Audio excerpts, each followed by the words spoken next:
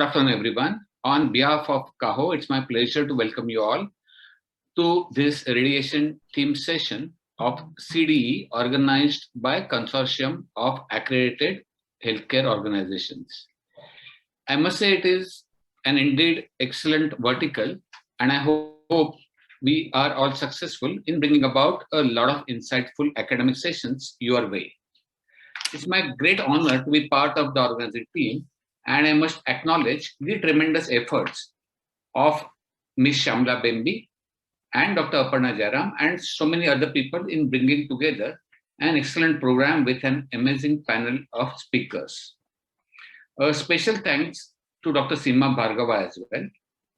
I'm grateful to all the speakers, namely Ms. Shamla, Mr. Subrata Pathak, Dr. Parul Thakral, Dr. Aruna Kaushik, Dr. Sarika Prashar, Dr. Anshu Rajneesh, and Dr. Rawat for their valuable time and contribution to this theme.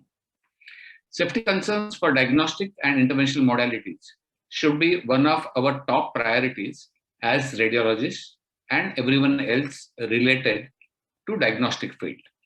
The whole purpose of an investigation is to help the patient reduce his pain and arrive at a diagnosis. If we can't assure a safe procedure, we are failing somewhere in our duties to provide a safe diagnosis. We always say that we may not give diagnosis, but we should not harm the patient. And that's what the principle of diagnostic radiology is based on. What we do make is all the difference today. We are the eye of modern medicine. We just have to understand what kind of difference we can make to the patient, and that's where we are today, having 3 hours session.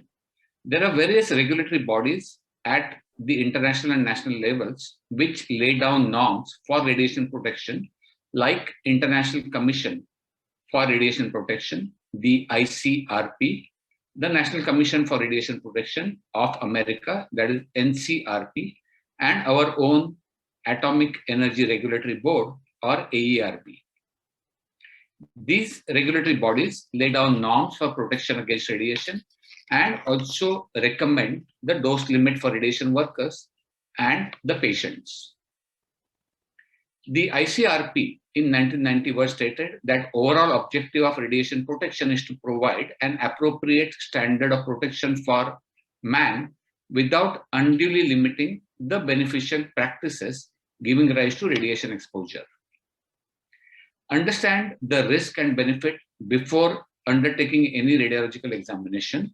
It is important that physicians, radiologists, technologists, and patients all understand the potential risks of radiation and also its advantages or benefits to the patients.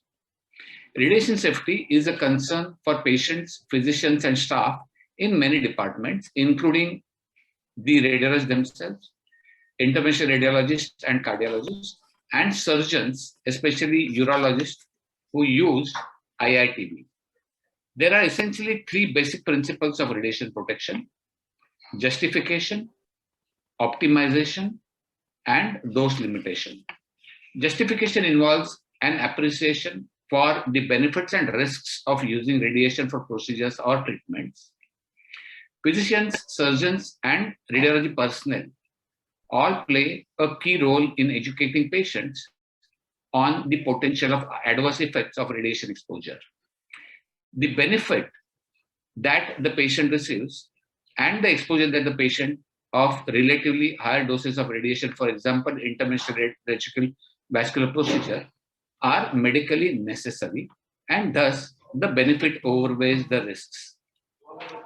The as low as reasonably achievable ALARA principle, as it is called, defined by the Code of Federal Regulations, was created to ensure that all measures to reduce radiation exposures have been taken while acknowledging that radiation is an integral part of diagnosis and treating the patients.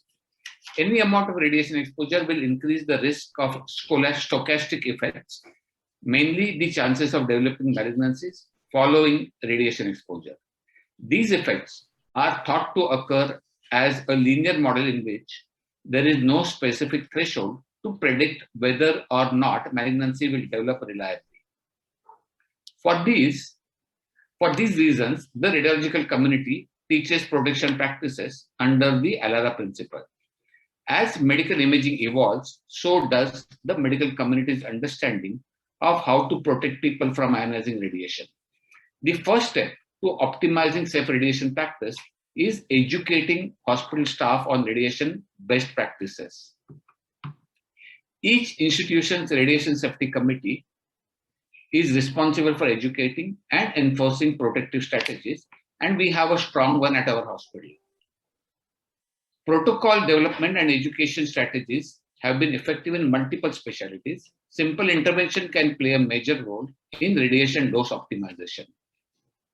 Justification, optimization, and adherence to dose limits can significantly decrease exposure that is followed when you have a interventional radiology procedure happening.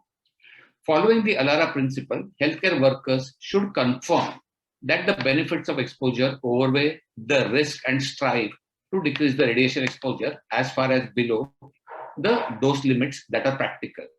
And there are several guidelines available across the world, the ACR guidelines, the ICRI guidelines, etc.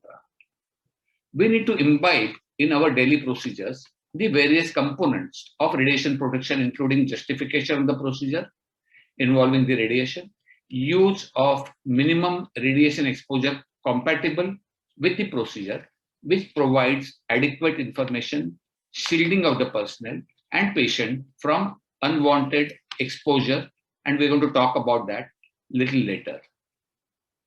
Regular surveillance of the department for radiation levels and monitoring of the radiation protection programs and regular educational activities should form an integral part of responsibilities of RSO, the Radiation Safety Officer, and other administrative authorities of the department and the hospital. The norms laid down by ICRP and AERB have to be followed in these surveys and protection programs. Over the next few hours, we will understand various aspects of radiation protection and safety from our esteemed panel. I want to thank Kaho again for having this, and I look forward to having a great interactive program.